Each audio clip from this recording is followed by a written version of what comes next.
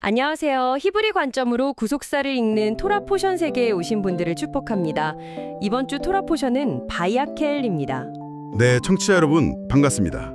오늘의 핵심 메시지는 치명적인 죄로 무너진 이스라엘을 하나님께서 포기하지 않으시고 다시 부르시어 마침내 그들 자신을 영광스러운 성전, 즉 아름다운 신부로 단장해 가시는 놀라운 은혜와 회복의 여정입니다. 참 그 핵심 요약 한 문장만으로도 마음이 되게 뭉클해지는 것 같습니다. 그렇죠. 그래서 오늘 청취자 여러분을 이 깊은 대화의 자리로 초대하고 싶어요. 저희가 김수근 목사님의 설교를 바탕으로 이 바야켈의 깊은 영적 의미를 아주 심층 탐구해 볼 텐데요. 네, 아주 기대가 됩니다. 사실 이런 구속사나 토라포션 이야기라고 하면 뭔가 엄청 어렵고 딱딱한 신학 강의가 아닐까 생각하실 수도 있잖아요. 하지만 오늘 이 시간은 결코 단순한 지식 전달이 아닙니다. 맞습니다. 지식이 아니라 우리의 삶을 만지는 정말 영감을 주는 생생한 이야기죠. 네, 매일 상처받고 실수하는 우리를 향한 이야기니까요. 청취자님의 마음을 깊이 만지는 시간이 될 거라고 확신합니다. 자, 그럼 본격적으로 오늘 본문의 문을 열어보죠. 이번 주 말씀의 첫 단어이자 제목이 바로 바야켈인데요. 네, 이 단어의 히브리어 발음을 좀 천천히 곱씹어 보면 바야켈 이렇게 되거든요. 그가 모았다라는 뜻이죠. 모세가 이스라엘 회중을 다시 모으는 장면인데 이게 왜 그토록 감격적인 건가요? 이 모다라는 행동이 왜 눈물겨운 기적인지 이해하려면 바로 앞선 출애굽기 32장의 상황을 짚어봐야 합니다. 아, 그 유명한 금송아지 사건 말씀이시죠? 맞습니다. 김수근 목사님은 설교에서 이 사건을 아주 뼈아프고 직관적인 비유로 설명하시거든요. 하나님과 이스라엘의 관계를 결혼에 빗대었을 때 이 사건은 마치 갓 결혼한 신부가 신혼여행지에서 다른 외도를 한 것과 다를 바 없는 충격적인 사건이었습니다. 와, 신혼여행지에서의 외도라. 진짜 어떤 말로도 포장할 수 없는 가장 치명적인 배신이네요. 그렇죠. 언약의 피를 막 나눈 직후였으니까요. 공의의 법대로라면 즉각적인 파혼은 물론이고 진멸당에 마땅한 참담한 상황이었습니다. 사실 이스라엘 백성들 스스로도 끔찍한 죄책감이나 그 버림받을 것 같은 공포에 사로잡혀 있었겠어요. 당연하죠. 나는 이제 끝났다. 완전히 버림받았다. 라는 절망감이 진영 전체를 덮었을 겁니다. 하나님도 실제로 나는 너희와 함께 올라가지 않겠다라고 선언하셨으니까요. 생각해보면 청취자 여러분도 살면서 이런 짙은 절망감에 빠질 때가 참 많지 않나요? 나는 자격이 없어. 하나님이 내게 크게 실망하셨을 텐데 어떻게 다시 나아가겠어 하면서 스스로를 정죄하는 감정 말이죠. 네, 우리 일상에서 누구나 겪는 아주 현실적인 감정선입니다. 그런데 바로 그 절망의 밑바닥에서 들려온 하나님의 응답이 심판이 아니었다는 게 중요하죠. 심판이 아니라면 어떤 응답이었죠? 바로 헬 다시 모으심이었습니다. 정죄가 아니라 우리 다시 시작하자 라는 신랑의 눈물 어린 재결합 선언이었던 겁니다. 아, 다시 시작하자. 네, 김수건 목사님 설교의 핵심이 바로 이겁니다. 상처 입고 넘어진 자에게 가장 큰 치유는 논리적인 질책이 아니라 다시 내 품으로 오라고 불러주시는 그 따뜻한 음성이라는 거죠. 정말 묵직한 울림이 있네요. 그렇게 하나님은 배신했던 신부를 포기하지 않으시고 다시 불러 모으십니다. 에클레시아, 즉 거룩한 공동체로 세우시는 거죠? 맞습니다. 그런데 하나님이 이 신부를 다시 부르신 후에 본격적으로 단장을 시작하시잖아요. 여기서 첫 번째 단장이 성막 건축 같은 거대한 일이 아니라 안식일이라는 게 참 흥미롭습니다. 이 대목이 정말 놀랍죠? 눈앞에 성막을 지어야 하는 초대형 프로젝트가 있는데 하나님은 일이라 노동보다 안식을 먼저 꺼내 드십니다. 히브리어로 샤밧이죠. 샤밧. 네, 이 샤밧의 진정한 의미는 단순한 휴식이 아닙니다. 멈춤, 쉼, 그리고 무엇보다 신랑이신 하나님과 함께 거함을 뜻합니다. 신부의 가장 첫 번째 조건이 일을 얼마나 많이 하느냐가 아니라 신랑과의 관계 그 자체에 있다는 거군요. 정확합니다. 여기서 김수근 목사님이 한국교회 현실을 꼬집으신 예화가 아주 뼈를 때리는데요. 아, 저도 그 부분 들으면서 속으로 찔렸습니다. 우리의 주일이 어떤가 하는 부분이었죠. 네, 청취자 여러분의 주일은 어떠신가요? 주를 위해 이 한 몸 불태우리라면서 새벽 예배부터 오후 예배, 각종 전도회나 구역 모임까지. 맞아요. 정말 몸이 부서지도록 일하는 날이 되어버렸죠. 네, 월화수목금 평일보다 주일이 더 피곤하다는 말이 괜히 있는 게 아니잖아요. 신앙의 진짜 위기는 핍박이 올 때가 아니라 주를 위해 일하는 것이 주님과 함께 머무르는 것을 앞지를 때 찾아옵니다. 주를 위해 일하는 것이 주님과 함께 머무는 것을 앞지를 때. 이거 정말 명심해야 할 문장이네요. 그래서 하나님은 안식일에 너희의 모든 처소에서 불도 피우지 말지니라 라고 단호하게 명령하십니다. 불을 피우지 말라는 건 단순히 요리를 하지 말라는 뜻은 아닐 텐데요. 그 안에 어떤 의미가 있나요? 고대 광야 시절에 불은 생존과 맹렬한 노동을 상징했습니다. 그러니까 불을 끄라는 것은 물리적인 불꽃만이 아니라 내 마음속에서 타오르는 생존을 위한 열심, 세상의 분주함, 그 불안의 엔진을 모두 끄라는 뜻이죠. 아, 생존의 엔진을 끄고 주님 안에 잠잠히 머무는 것. 그게 신부의 첫 단장이군요. 네, 맞습니다. 그렇게 안식으로 푹 쉬면서 첫 단장을 마친 신부에게 자연스럽게 두 번째 단장이 이어집니다. 바로 자발적 헌신인데요. 네, 이 부분의 히브리어 단어도 참 아름답습니다. 나따브 그리고 나사.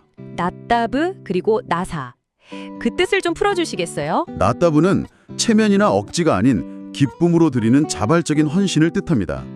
그리고 나사는 마음이 들려짐이라는 뜻이죠. 마음이 들려짐이요. 네, 억지로 감정을 쥐어짜는 게 아니라 하나님의 은혜에 마음이 압도되어서 저절로 움직이는 상태입니다. 탕감받은 자의 그 거대한 사랑을 보여주는 거죠. 아, 그래서 김수곤 목사님 설교에 그 감동적인 예화가 등장하는 거군요. 과거에 금송아지를 만들 때 썼던 그 수치스러운 금 귀고리 일하기요? 맞습니다. 백성들이 성막을 짓겠다고 가져온 예물 중에 바로 그 우상 숭배의 도구였던 금 귀고리들이 대거 포함되어 있었습니다. 자신의 가장 치명적인 실패의 흔적이 하나님의 집을 짓는 예물로 변화되었다니 수치가 영광으로 바뀐 거네요. 네, 바로 그 놀라운 은혜에 백성들의 마음이 나사된 겁니다. 오죽하면 예물을 너무 많이 가져와서 모세가 제발 그만 좀 가져오라고 말렸겠습니까? 성경 역사상 헌금을 그만하라고 말리는 유일무이한 장면이죠. 그렇습니다. 억지가 아닌 진정한 기쁨의 단장이었던 거죠. 자, 그럼 이제 세 번째 단장으로 넘어가 볼까요? 세 번째는 브살렐과 오홀리압을 통해 보는 일상 속 성령의 영성과 공동체입니다.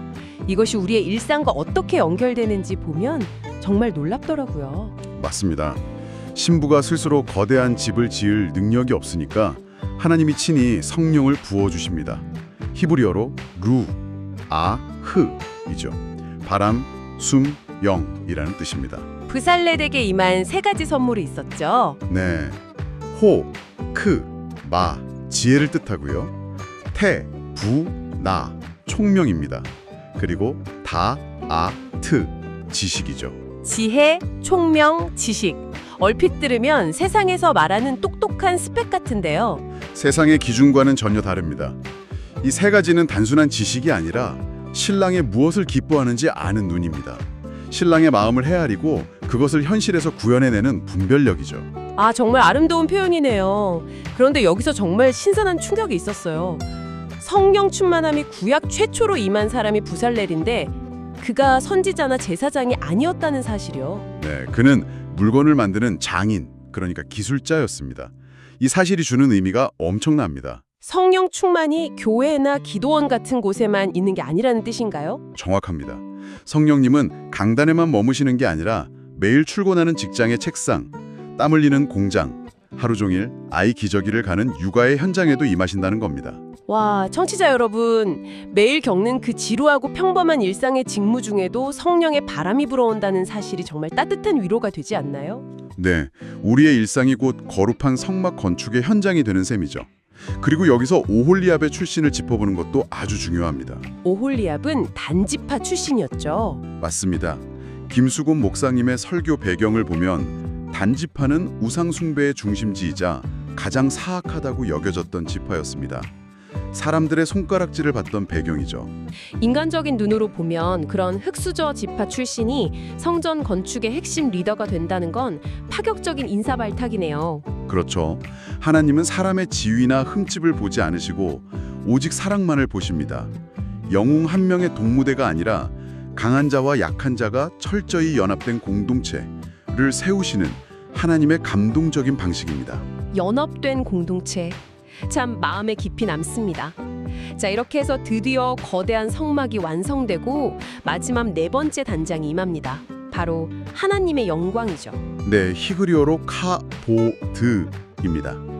묵직한 하나님의 영광이 성막에 가득 채워집니다. 청취자 여러분, 여기서부터 더 엄청난 영적 도약이 일어납니다. 이 출애굽기의 장대한 서사가 계시록으로 연결되잖아요. 네, 이것이 더 큰 그림과 어떻게 연결되는지 보면 정말 경외감에 사로잡힙니다. 출애굽기의 이 바야크엘 여정은 성경의 마지막인 요한계시록 21장의 새 예루살렘으로 이어집니다. 새 예루살렘이 신부가 단장한 것 같더라라고 묘사되죠. 맞습니다. 그런데 계시록 21장에는 아주 충격적인 사실이 하나 있습니다.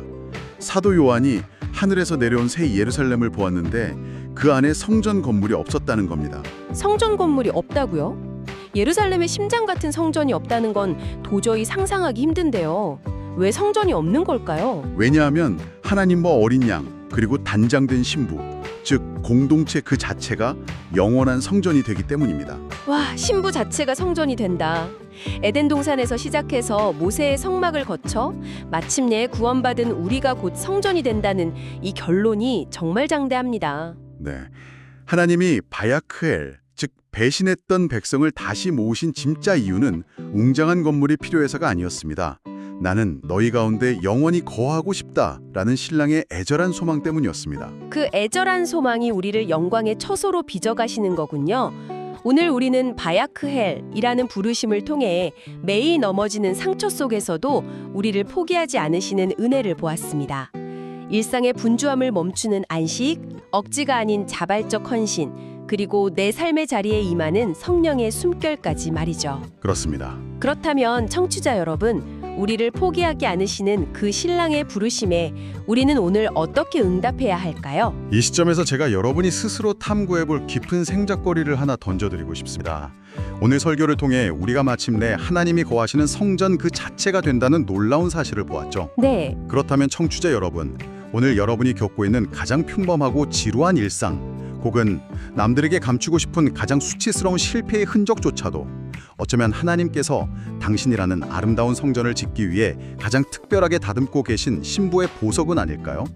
이 질문을 가슴에 품고 여러분의 삶의 자리에서 불어오는 성령의 숨결을 느껴보시기 바랍니다. 나의 평범한 일상과 실패의 흔적조차 신부의 보석이 될 수 있다는 그 통찰이 정말 깊은 위로가 됩니다.